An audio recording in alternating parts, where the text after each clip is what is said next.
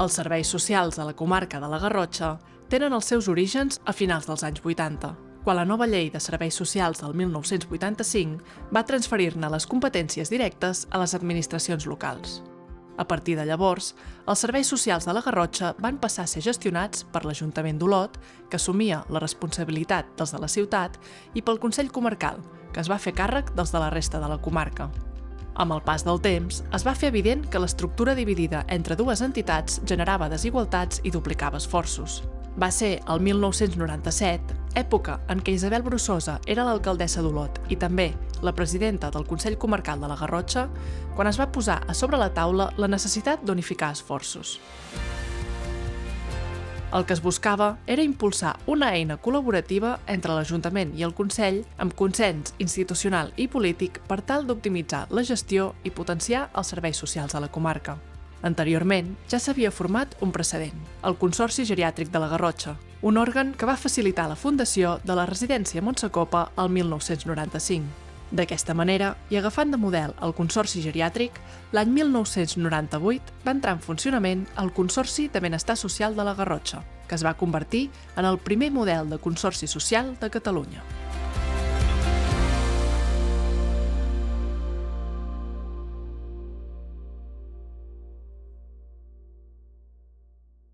Sempre vaig tenir una idea que era que tots els habitants de la comarca poguessin tenir els mateixos serveis, que no fos allò que de dir els d'Olot, perquè és un municipi gran, poden tenir uns serveis que els dels pobles petits no es poden permetre.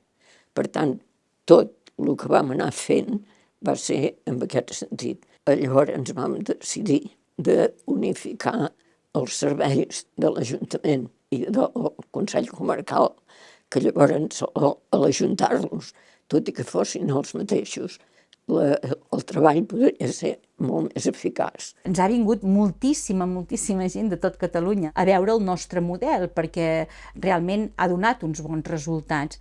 Però una cosa seria la voluntat d'alguns de fer aquest procés, però l'articulació d'això, aquest posar-se d'acord tot un territori, tota una comarca, tots els grups polítics, tècnicament també hi ha moltes reticències, tot plegat, no és senzill.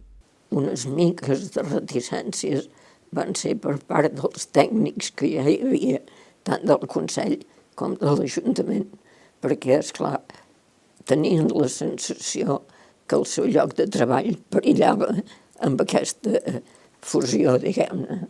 Partim de dos equips bastant diferenciats, no? Doncs ara s'han d'acoplar aquests dos equips.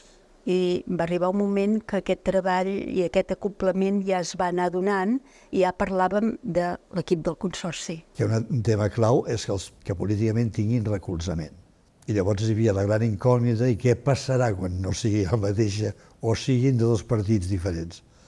I la veritat és que, com que el Consorci havia funcionat molt bé, doncs des de llavors tots els partits sempre han admès molt bé el Consorci. La voluntat ha estat que en 25 anys això ha funcionat. Per tant, hi ha hagut 25 anys de representants polítics que han fet possible que aquesta estructura s'hagi mantingut en el temps.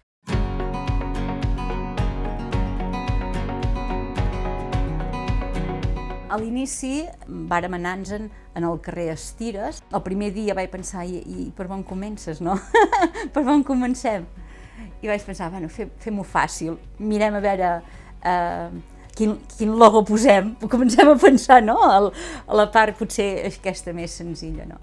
El Consorci bàsicament era els serveis socials d'atenció primària i l'EAIA, i llavors, bueno, figures hi havia les treballadores familiars també, hi havia la directora i una figura de coordinació i els administratius, però realment era un equip que jo crec que no arribàvem a les 20 persones en aquell moment.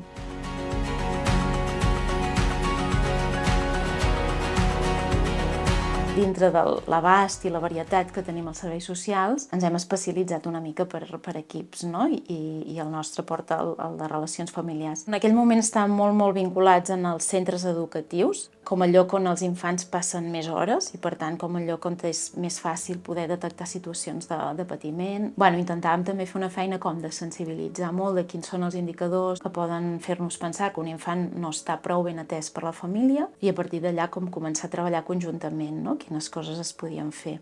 I en aquells moments, a diferència d'ara, hi havia, era l'època també del SIDA i de les drogodependències. En aquell moment, per sort, teníem l'ACAS, que era una entitat que es va especialitzar en aquest tema i que treballàvem molt conjuntament amb ells. També teníem prostitució al carrer, ara no ens en recordem, però en aquell moment també. I aquesta prostitució també li va impactar molt tot el tema de SIDA. En els inicis hi havia el servei d'ajut a domicili, que en aquell moment l'estava gestionant edat 3. Després hi havia la residència del Montsecopa i amb el centre de dia, més els professionals dels 5 sectors. També som recursos, com un altre recurs més i important, que és el recurs de l'acompanyament a la persona. Una mica la filosofia que hem compartit sempre des de la direcció de la residència amb la direcció del Consorci és adaptació a les noves necessitats o les necessitats canviants de la gent gran de la comarca de la Garrotxa. Llavors naixem com a residència perquè hi havia una necessitat de places de residència. Al cap de 2 anys es posa en marxa el servei de centre de dia. Al cap de poc temps es constitueix, per exemple, el programa d'atenció per a persones amb demència. La Fundació La Caixa i el Consorci de Benestar Social han signat aquests dies un conveni de col·laboració per atendre aquests malalts i també a les seves famílies. El geriàtric Montsecopa d'Olot és el centre que coordinarà aquest nou programa centrat en l'atenció a domicili. En els propers 3 anys, un total de 75 famílies rebran suport i també assessorament per poder fer front als problemes que comporta conviure amb una persona que pateix demència senil. Una altra necessitat que es detectava, per exemple, era el fet que hi hagués persones grans que estan a casa, que estan cuidades per la família, però que en un moment donat la família té un problema, o bé simplement volen fer vacances, o bé els han d'ingressar a l'hospital per alguna intervenció quirúrgica, per algun problema de malaltia, i aquella persona gran es podria quedar a casa sola, desatesa. Aquí es crea el servei d'estades temporals. O, per exemple, l'any 2005 es va posar en marxa el servei d'àpats a domicili. Des de la residència Montsecopa es va plantejar, com que teníem una cuina suficientment gran, es va plantejar el fet de poder fer la cuina al buit i cuina amb línia freda, i per tant això ens va permetre poder arribar a àpats a domicili a tota la comarca de la Garrotxa i ampliar molt més el nombre de persones. Es varen començar a comprar els pisos d'habitatges de gent gran, primer a l'edifici de Parc Nou, anys més tard seria el de Balmes. Això està gestionat per l'hospital, però també d'alguna forma o una altra en seguiment, amb intervencions sempre hi hem estat vinculats. El transport adaptat. Aquest projecte del transport adaptat va néixer per la necessitat de que moltes persones grans havien d'anar a centres de dia. Llavors, davant de la dificultat de les famílies a poder portar i anar a buscar aquestes persones al centre de dia, doncs Creu Roja va destinar part dels seus ingressos a comprar cotxes adaptats per poder transportar aquestes persones. Jo crec que durant tot l'inici del Consorci ja hi va haver-hi contactes amb totes les entitats locals. De fet, aquesta és una comarca molt particular. El Consorci d'Acció Social de la Garrotxa sempre ha sigut el pilar de totes les accions socials de tot aquest territori. Totes les altres entitats, com Creu Roja, com Càritas, hem treballat conjuntament i sempre hem intentat, diguem-ne, no duplicar-nos. I sempre ha sigut de la mà del Consorci. La relació entre el Consorci i la Fageda sempre ha estat molt estreta des del seu naixement, que fa que les necessitats que van detectant des dels professionals del Consorci, amb aquesta relació estreta, arriben a l'ecosistema que és la Fageda, i des d'aquí intentem desplegar aquells serveis que pensem que podem fer a través dels nostres professionals per donar atenció sobretot als col·lectius als que ens dirigim, que són els col·lectius de discapacitat intel·lectual, malaltia mental i des de fa uns anys cap aquí les persones amb risc d'exclusió social. Jo crec que la rellevància en aquest cas de la creació i de la constitució del Consorci d'Acció Social aquí a la Garrotxa és molt significatiu per la comarca, en el sentit de que a partir del moment de la creació del Consorci es passa a tenir una visió global de tot l'àmbit social, quines necessitats hi ha a nivell de comarca. Clar, llavors, l'altre tipus de relació que podem tenir amb el Consorci és quan estem parlant de projectes ja més concrets, com en aquest cas és la residència Vora Riu, no? La residència Vora Riu és un servei residencial que és del Consorci d'Acció Social i integra què fa? Doncs fa la gestió d'aquest recurs. Els beneficis jo crec que són molts i molt globals, no? Des de l'àmbit de l'autonomia personal, des de l'àmbit de la socialització i també des de l'àmbit de la salut i de la seva condició física general, no? I per tant, quan una persona ve a viure amb nosaltres, doncs es fa un treball molt intensiu en tots aquests àmbits, tinguent en compte les necessitats i els interessos d'aquestes persones.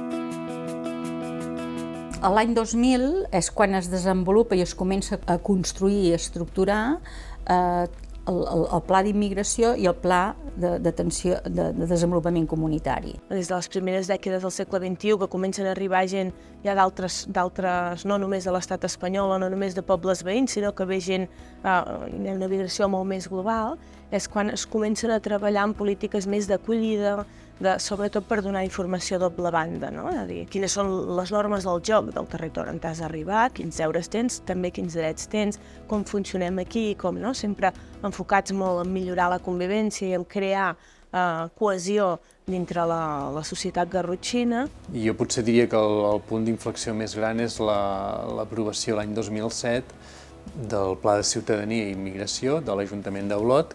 Recordo l'alcalde d'aquell moment, ell deia, diu, els immigrants no venen aquí a veure els volcans, venen perquè hi ha feina i venen perquè tenim un teixit industrial que requereix d'aquest perfil de persones i per tant calia donar una resposta i el pla responia a això.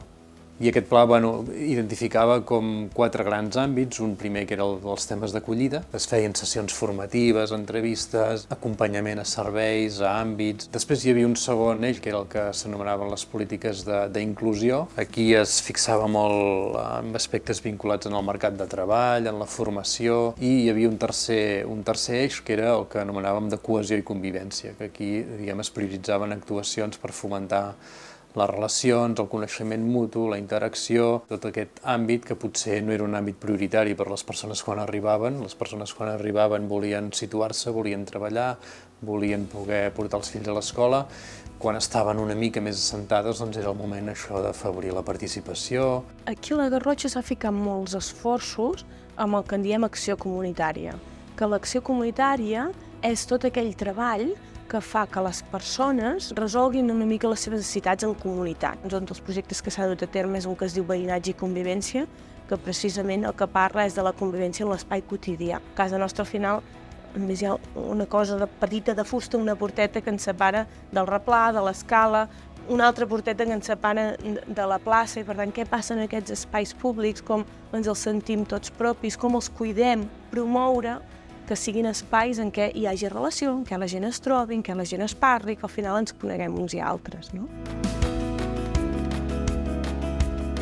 Clar, aquí anem creixent i per tant hi ha un moment aquí que els serveis socials no hi cabem, al Consorci no hi cabem, perquè llavors ja no som només serveis socials, ja que es comencen a desplegar en aquell moment serveis més específics d'atenció a la comunitat, d'atenció a persones migrades. I, clar, anem fent pedaços, no? Teníem un pedaç a la plaça del Mig, a la 4ª planta de la residència Montsacopa els hi vam demanar que ens deixessin allà també una sala perquè no hi cabíem.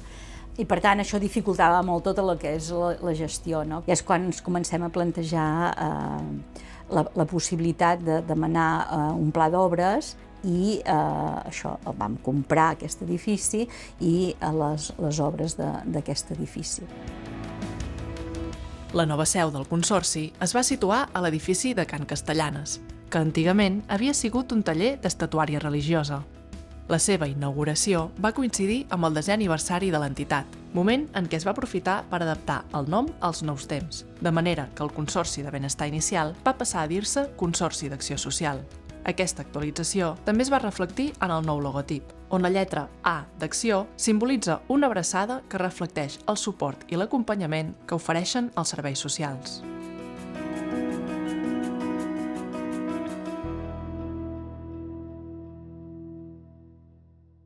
Tot i aquest aire nou i esperançador, el 2008 va esclatar la crisi econòmica i va accentuar encara més les problemàtiques socials, posant a prova la capacitat del Consorci per adaptar-se a una realitat social inèdita. Abans de la crisi sí que teníem persones i famílies en una situació de precarietat econòmica, aleshores parlàvem de pobresa, però era molt relacionat potser amb temes no tan estructurals com també ara, sinó com amb temes més personals de situacions de salut o de salut mental, d'addiccions, de situacions de famílies ja molt cronificades amb una sèrie de dificultats que no permetien tenir les mateixes oportunitats que les altres, però amb la crisi del 2008-2010 l'impacte sobretot el creixement exponencial de les persones que no poden garantir-se aquests mínims per sobreviure.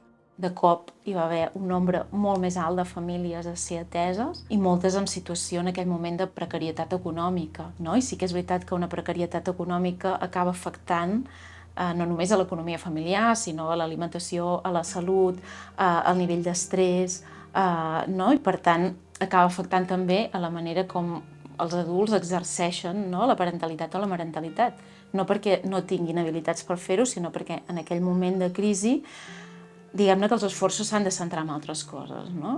Vam haver de, com en tot, estructurar-nos diferents, atendre diferents i fer serveis diferents, no?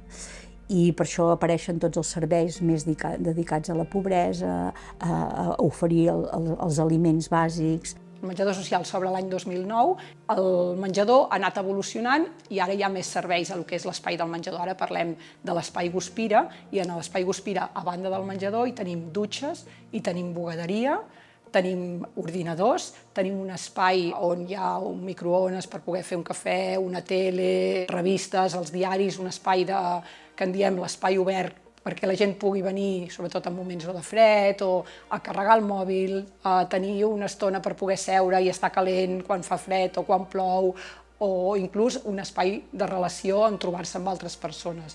Aquest seria un dels serveis bàsics. L'altre, que s'obre el 2010, és el centre de distribució d'aliments. El centre de distribució d'aliments va molt més enllà de distribució d'aliments.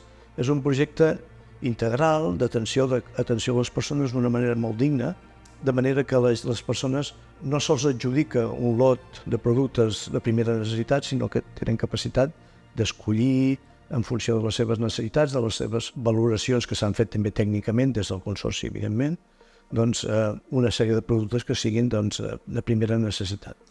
Derivat també del centre de distribució d'aliments hi ha formacions que es fan als usuaris del centre de distribució d'aliments, que se'ls ofereixen cursos d'empoderament, de capacitació, també per intentar que les persones no només rebin uns productes, encara que sigui de la manera més dignament possible, sinó que també puguin reeixir una mica, sortir-se pel seu propi peu i pròpia iniciativa. En el cas de l'atenció domiciliària, la gent gran, clar, aquí entrem també en situacions de pobresa energètica, d'altres tipus de pobresa, que evidentment afecta absolutament a tothom. Hi ha lleis com la de dependència que ha sigut un desastre total, no? Una llei que va crear moltes expectatives de que tothom tindria atenció, a l'hora de la veritat no va ser així, però a més va coincidir amb la crisi econòmica, era la crisi que es va utilitzar l'austeritat, i el primer que van rebaixar van ser els drets socials. Per exemple, els cuidadors no professionals era reconèixer la feina que feien. Quantes persones, vull dir, no han treballat perquè el seu fill és discapacitat i no poden treballar i l'han de cuidar. O quantes persones no han treballat perquè la mare, el pare, el marit, un fill... No sé, vam començar pensant que hi hauria una aposta brutal en els domicilis. Què volia dir això? Tenir un desplegament importantíssim de recursos que operen dins dels domicilis. Bé, això no hi ha set. És una de les coses que tenim pendents encara, jo crec.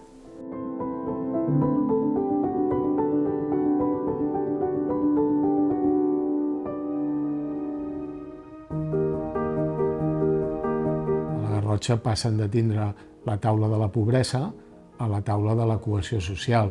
Segurament la crisi de 2007-2008 serveix molt per reconèixer ja d'una forma molt més clara que la situació ha canviat. Quan pensem en persones que pateixen exclusió o que per tant no tenen cohesió social, es diferencia de persones en situació de pobresa perquè normalment la pobresa està molt centrada en carències materials, mentre que la cohesió social abraça molts altres aspectes, com pot ser gent que no té papers, gent que no té família, gent que no té xarxes de relacions, gent que té problemes de salut mental. Per tant, el terme cohesió d'entrada és un terme molt més polièdric que el terme de pobresa. I una segona cosa que també voldria esmentar, la pobresa sempre també ens ha comportat una mirada molt individualitzada. Podem utilitzar el terme pobresa, però finalment són persones pobres. I en canvi, fixa que cohesió afecta el conjunt de la societat.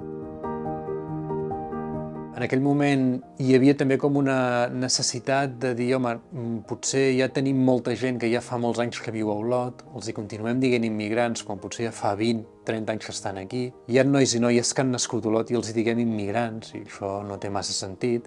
Potser tindria més sentit que parléssim més d'una perspectiva com molt més àmplia, és a dir, per què hem de continuar treballant, diguem, com dues àrees separades quan potser el que podíem crear és una nova àrea que treballés conjuntament. Per tant, d'aquests dos plans o d'aquestes dues àrees, com eren la immigració o la integració i l'acció comunitària, passéssim a parlar més d'inclusió, cohesió social, no? I això va suposar que l'any 2014 s'aprovés el que era el primer pla d'inclusió.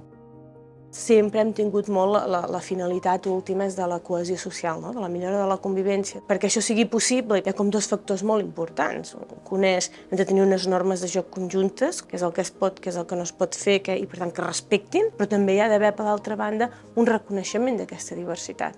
I totes les persones que vivim a la Garrotxa hem de ser conscients que vivim en una societat diversa i que això implica que hi ha maneres de fer, de ser diferents, no només associades a la migració, perquè la diversitat ara és molt més global, no? Durant tot aquest període, racisme era una paraula que no es pronunciava, no en parlava amb els tècnics, no en parlava la gent, parlàvem més potser de situacions de discriminació, de recel, però hi van haver situacions complexes, difícils.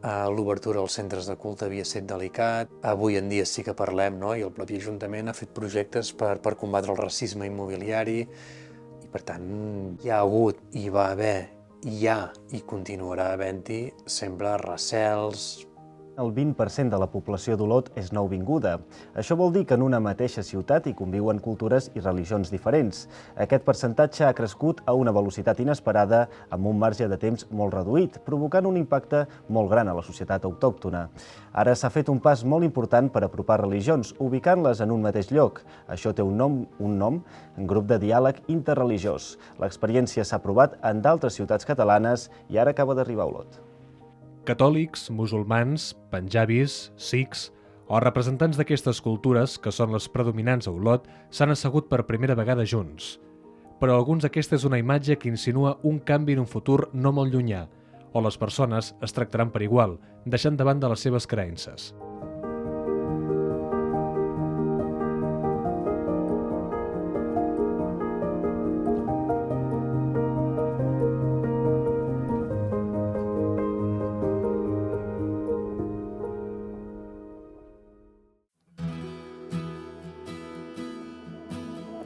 El Consorci ha tingut des de sempre uns valors molt arrelats a la seva identitat, i un d'ells és el treball amb l'ètica.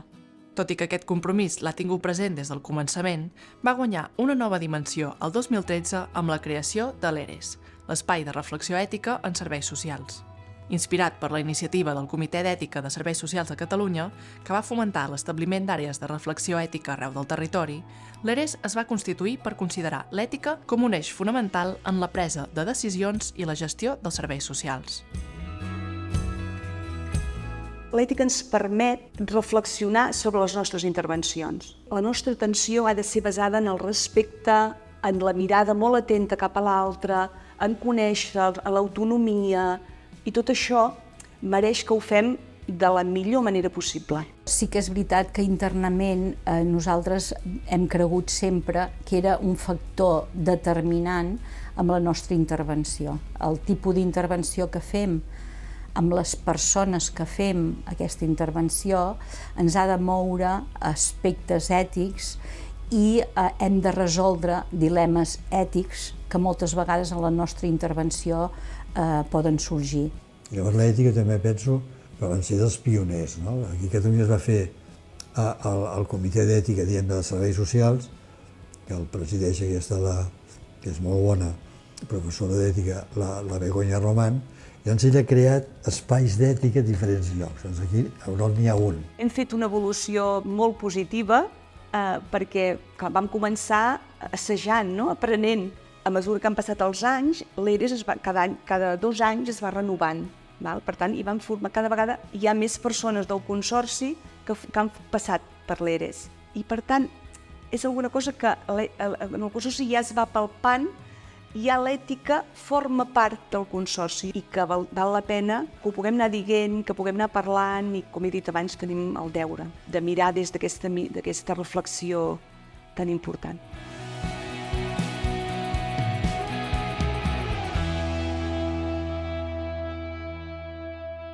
Un altre treball que ha convertit el Consorci en una entitat pionera és l'atenció integrada entre salut i serveis socials. A la Garrotxa ja s'havia començat a treballar en els primers convenis col·laboratius des del 1996, quan les treballadores socials formaven part de les àrees bàsiques de salut. Però va ser el 2014, gràcies a la configuració per part de la Generalitat del Pla Interdepartamental d'Atenció Integrada Social i Sanitària, que el Consorci va poder avançar encara més en aquest model col·laboratiu.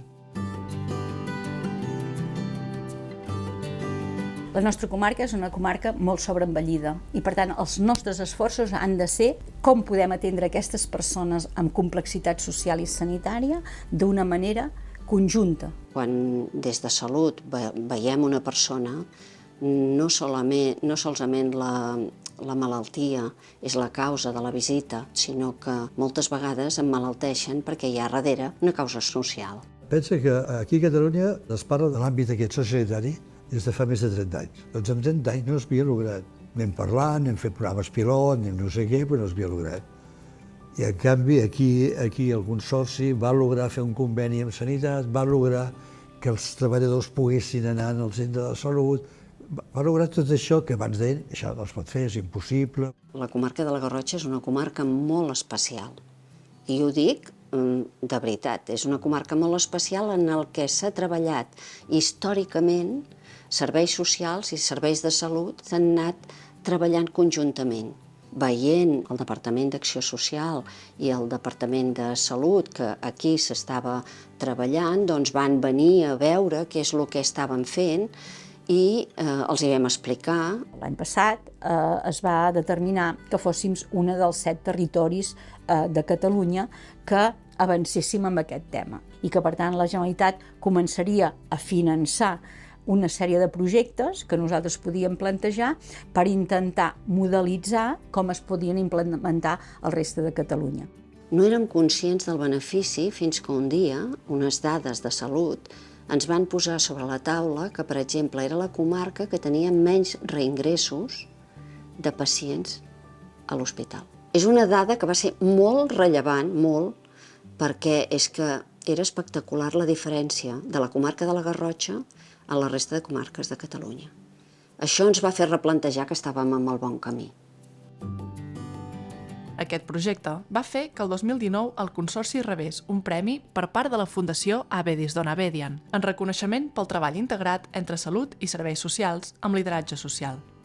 Aquest reconeixement, tanmateix, és tan sols un dels múltiples que ha assolit l'entitat per la seva actitud innovadora, com el Premi Catalunya Social que va rebre el 2009 o el Premi Federico Mayor de Zaragoza del 2010 pel projecte Veïnatge i Convivència. Jo penso que la Garrotxa té un servei d'innovació des de fa molts anys i això els hi ha permès que no paren ni un moment, no? Que surt alguna cosa, a veure, què podem fer nosaltres? perquè des de que va començar fins ara ha canviat tot. Jo crec que el Consorci ha sigut molt pioner a l'hora de mirar d'anticipar problemàtiques. Un consorci que ha treballat en planificació estratègica, que sempre ha estat interessat en conèixer la realitat de la comarca.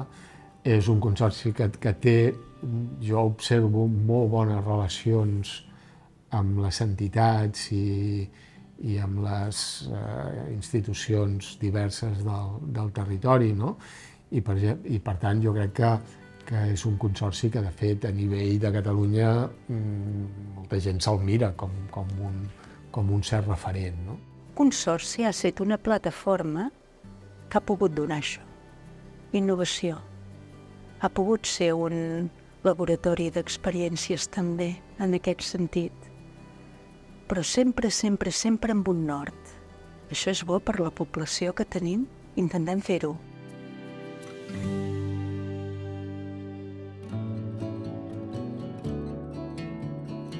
La història del Consorci ha estat marcada per fites que l'han convertit en un referent.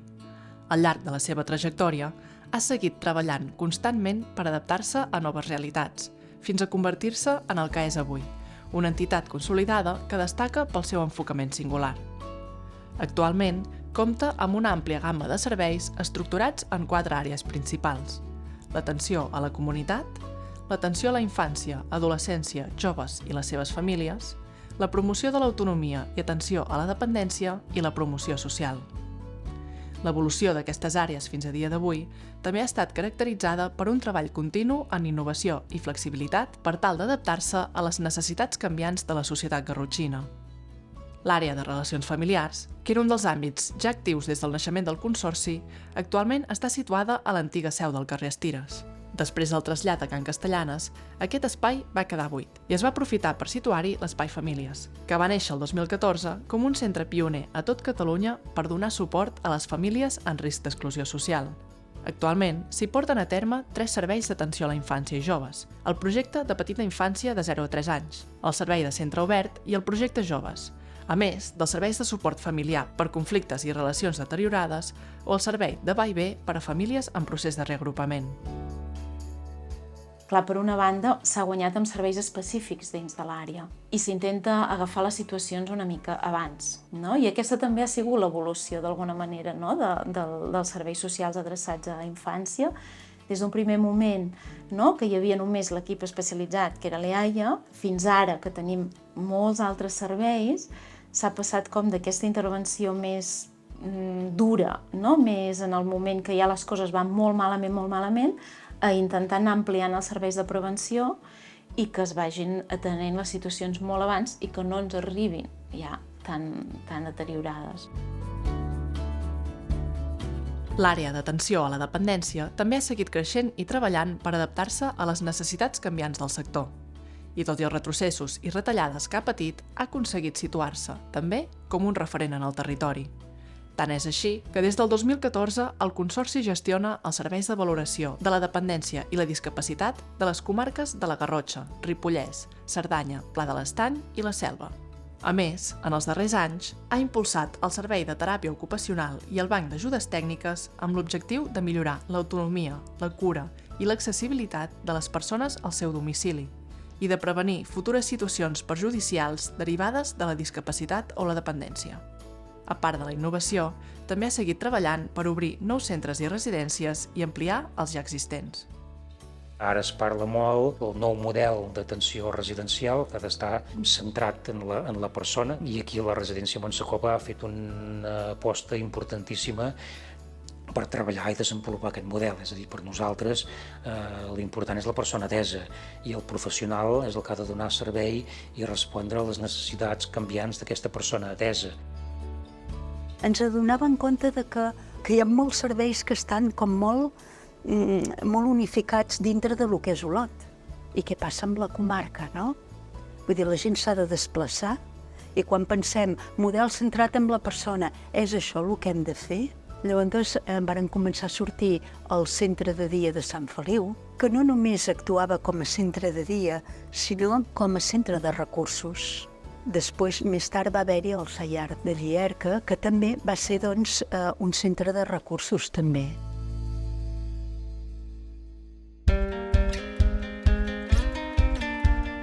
L'arribada de persones migrades és també una de les problemàtiques que més s'ha intensificat en els darrers anys, especialment des del 2015, moment en què va començar a créixer la demanda de sol·licituds d'asil a causa de conflictes bèl·lics en regions com Síria, Afganistan, Iraq i més recentment Ucraïna. Aquest panorama ha posat de relleu la necessitat creixent de treballar reptes com la integració social, la discriminació i la necessitat d'adaptar els serveis públics per atendre una població cada vegada més diversa. La comarca de la Garrotxa, sense migració, no s'entén, no hi té un paper molt notable. De fet, durant aquests 25 anys hem passat de menys d'un 5% de persones migrades a la comarca a més d'un 25% actualment a Olot. Ara, si haguéssim dit quines són les grans dificultats que tenim, una és habitatge, sens dubte, la manca d'habitatge que tenim a la nostra comarca. L'altra és que moltes persones de les que arriben estan en situació administrativa irregular, per tant vol dir que estan en una situació de vulnerabilitat molt i molt gran. Tenim tot el tema de perfils professionals molt bàsics, de peons, amb sous que no són molt alts i per tant moltes famílies amb moltes dificultats econòmiques. L'Escola de Noves Oportunitats de la Garrotxa, el Noima, es va crear el 2012 gràcies a la fundació de la Fageda. Aquest centre pretén integrar socialment a les persones amb risc d'exclusió social, joves que no han aconseguit trobar el seu encaix en el món educatiu o que senzillament no hi han pogut arribar. Noima és l'Escola de Noves Oportunitats de la Garrotxa, dirigida a joves amb risc d'exclusió social.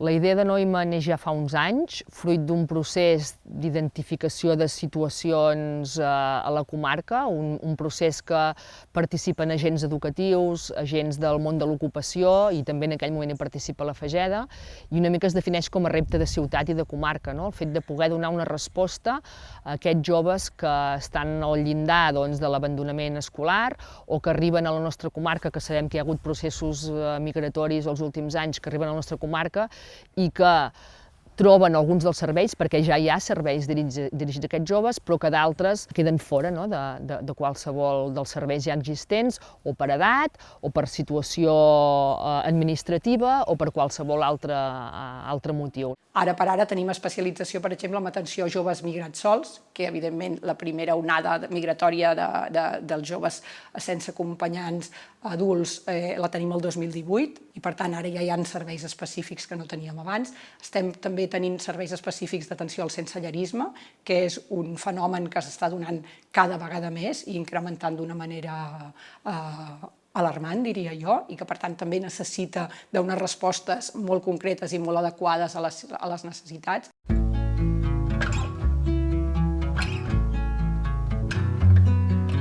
En els últims anys, la comarca també ha presenciat un notable creixement dels moviments socials que s'oposen a la discriminació. L'augment de consciència social, la difusió de la informació a través dels mitjans de comunicació i les xarxes socials, juntament amb els esdeveniments globals i les crides a la justícia social, han generat una resposta activa i una participació ciutadana més significativa. Aquest fenomen ha propiciat la incorporació d'un nou àmbit d'actuació dins el Consorci, el dels drets civils. El Consorci, des de tota la seva història, ha treballat i treballa per garantir una igualtat i una equitat de drets amb les persones que viuen a la comarca. Sí que és veritat que en un moment determinat, que és aproximadament cap al 2015, fiquem l'etiqueta o comencem a parlar de drets civils, perquè volem focalitzar més enllà de tot el que ja es treballa al Consorci, volem ficar molt l'èmfasis i el focus en què hi ha una sèrie de drets més individuals que si no treballem col·lectivament el que fa és que tinguem persones que pateixen molt per uns temes que els haurien de venir garantits. Una persona perquè té diversitat funcional, una altra persona perquè creu en una religió diferent a la del seu veí, una altra persona perquè estima una persona que socialment no està ben vist perquè hauria de ser d'un altre gènere. Tots aquests temes fan que al final a la Garrotxa hi hagi gent que pateixi dia a dia discriminació i el que volem és ficar un focus, ficar-hi una llum per dir, escolteu, això ens està passant aquí, què podem fer com a societat per transformar-ho, per canviar-ho i per estar millor totes. Això que com ho hem anat establint des de l'inici és sobretot amb itineraris. Habitualment treballem diversitat funcional i discapacitat. Parlem de diversitat de creences, parlem de diversitat cultural, parlem de temes LGBT i parlem de gènere. Contínuament treballem amb aquests 5 temes, però fiquem el focus amunt i el que creem és una sèrie d'activitats que passen a la comarca sobre aquest tema. Doncs és una exposició, una obra de teatre, una xerrada, una activitat en una escola, una activitat en un centre cívic, o treballem amb el col·lectiu de gent gran, depèn. Cada itinerari funciona diferent. Un objectiu primordial és la participació a la comunitat. Tenim un servei xulíssim amb totes les comoditats i ens limitem a fer la nostra activitat aquí. Ells no participen del que passa a la ciutat. Estem aquí aïllats, per molt que tinguem tot el que necessitem. I, per tant, l'objectiu no és aquest. El fet que una persona creixi amb autonomia, creixi amb socialització, creixi amb coneixements, doncs una part molt important d'això és la relació que té amb altres persones. Per tant, des del moment que la diversitat forma part i és visible, doncs arriba un punt que deixa de donar la nota, no?, aquesta diversitat, i això és el que pretenem, que passi a ser una cosa totalment natural.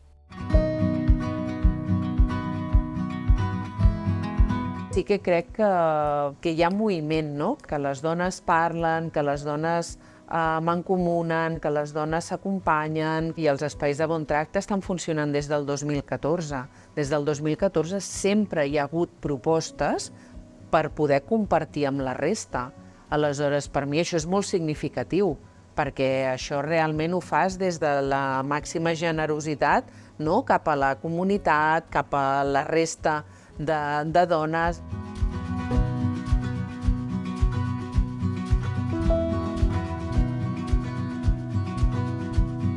A la Garrotxa hi ha un moment en què tenim 2 feminicidis importants, no?, i això ens trastoca una mica, no?, i ens porta a pensar, ostres, què més, no?, podem fer? Durant molts anys hem estat, no?, treballant perquè les dones poguessin sentir-se protegides, poguessin, no?, tenir espais segurs i rebre tot l'acompanyament que necessitaven quan es trobaven en aquestes situacions. Penso que precisament ara estem en un moment en què podem mirar, no?, a la part dels homes, en aquest cas, i es comencen a obrir línies d'actuació amb aquesta mirada, no?, de que no podem només atendre les conseqüències, sinó que hem d'atendre l'arrel, l'origen, no?, d'on estan sorgint aquestes situacions.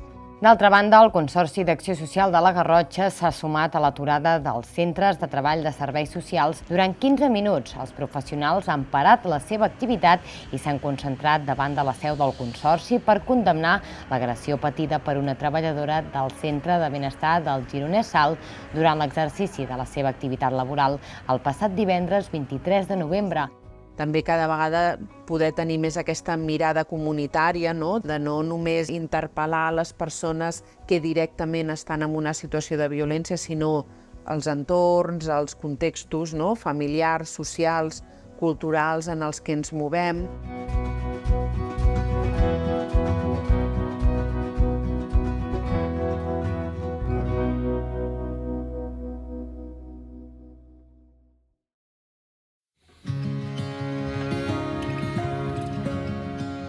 Els nombrosos canvis socials que han configurat el Consorci d'avui són molts, però el més destacat en la seva història recent és l'arribada de la pandèmia per Covid-19. Aquest succés va intensificar encara més totes les problemàtiques socials i va agreujar significativament les situacions de les persones més vulnerables. L'alt grau d'afectació i mortalitat a les residències de gent gran, la por i l'aïllament de les persones amb dependència i l'esgotament de les persones cuidadores són només alguns dels problemes als quals els serveis socials van haver de fer front. El confinament també va incidir greument en l'esgotament i l'estrès familiar, sobretot per a aquelles famílies amb més dificultats econòmiques, i també es van posar de relleu noves problemàtiques, com la bretxa digital, els trastorns de conducta, la monoparentalitat, les addiccions i la intensificació de situacions de violència o desemparament. Els efectes de la crisi sanitària del 2020 no es van limitar a l'àmbit de la salut, sinó també el social i econòmic. Aquests efectes es continuen manifestant actualment i contribueixen a un panorama marcat per profundes desigualtats i situacions de pobresa persistent.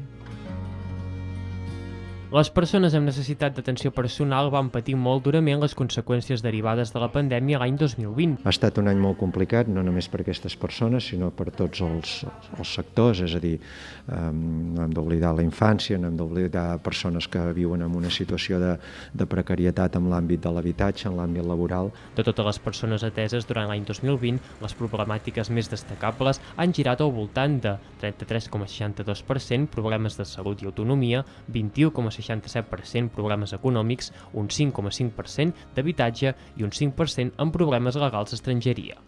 L'arribada de la pandèmia el que fa és ampliar més les desigualtats.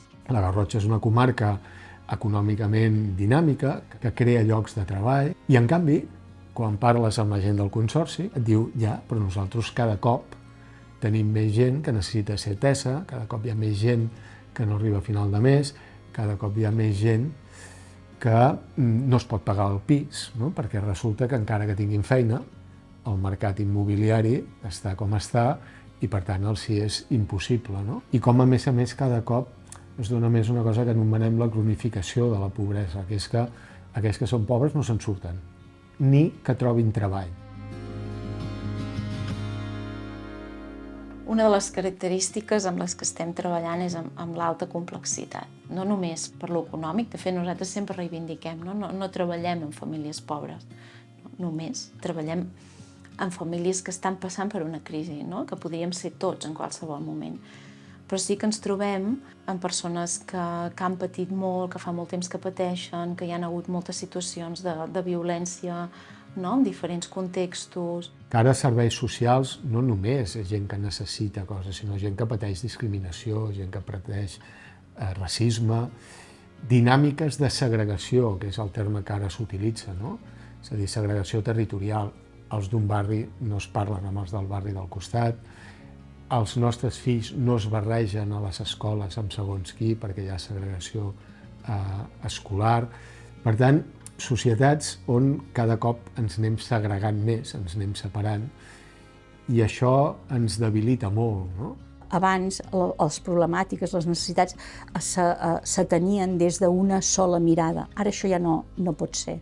Per tant, com que les necessitats són molt polièdriques, tenen moltes cares, si no ho fem d'una manera integrada des de diferents mirades, des de social, sanitària, educativa, legal, això no podrem donar resposta a aquestes necessitats. Jo crec que estem en un moment de canvi, però que si continuem amb una mirada de l'Olot d'abans, negant aquesta complexitat, aquesta diversitat, negant els canvis socials que ens toquen viure ara, no ens en sortirem.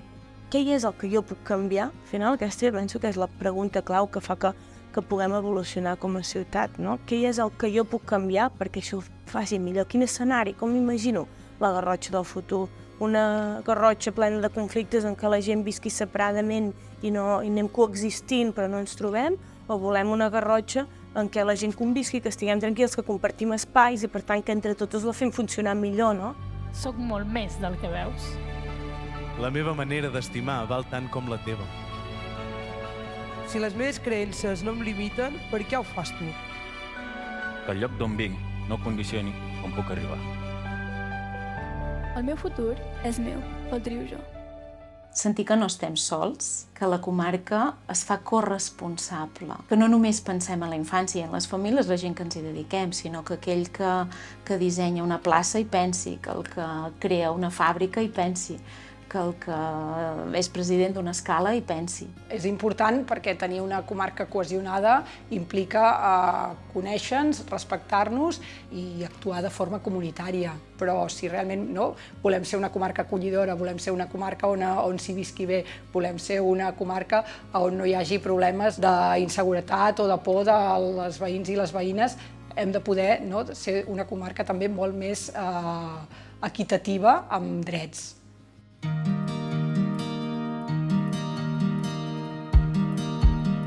El Consorci d'Acció Social de la Garrotxa va néixer fa 25 anys amb l'objectiu de coordinar i millorar la prestació dels serveis socials a tots els municipis de la comarca. Al llarg de la seva trajectòria, ha experimentat un creixement constant i ha anat ampliant el ventall de serveis que ofereix per adaptar-se a les necessitats canviants de la societat garrotxina. La seva flexibilitat i adaptació constant li han permès despuntar en serveis i projectes innovadors, fins a arribar a convertir-se en una organització pionera i referent en matèria de serveis socials. També destaca pel seu treball en xarxa i per la bona relació que manté amb les entitats del territori. La seva força radica en l'esperit de col·laboració, una qualitat que ha estat constant des dels seus inicis, quan va sorgir com una entitat conjunta entre l'Ajuntament d'Olot i el Consell Comarcal.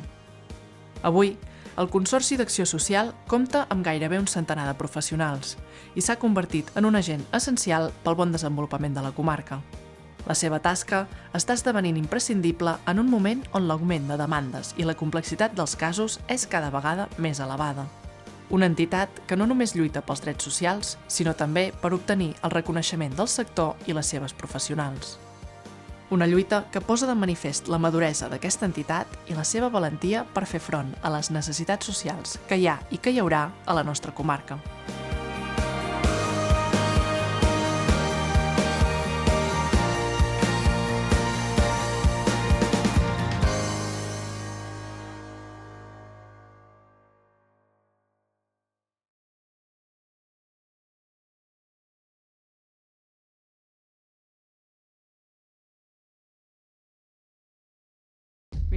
anys ajudant a la gent, 25 anys i encara ho seguim fent, 25 anys i tanta cosa ment i encara us escoltem ben atentament.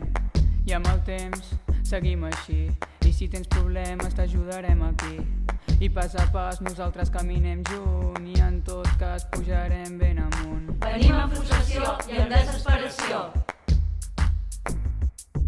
tristesa i valor, donar color a la foscor. No em rendiré, el somni aconseguiré. No tinc papers, tinc dignitat, no tinc